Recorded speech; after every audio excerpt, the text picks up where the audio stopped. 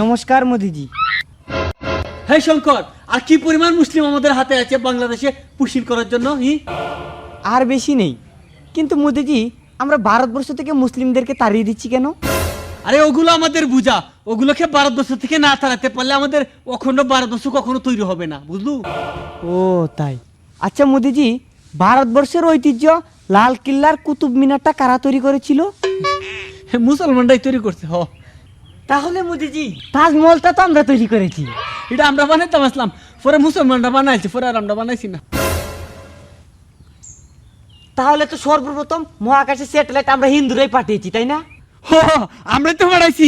আমরা একটা 3 তলার ফুটটা বাইঙ্গে গেছি, পরে মুসলমানরা আরেকবার জায়গা মতো পাঠাইছি। তাহলে তো মোদিজি ভারতবর্ষের সুরক্ষা কবচ পরমাণু অস্ত্র তো আমরা সনাতন ধর্মীরা বানিয়েছি। আমরাই বানাইছিলাম, আমরা টিফুডে না, পরে মুসলমানরা বানাই দিছে।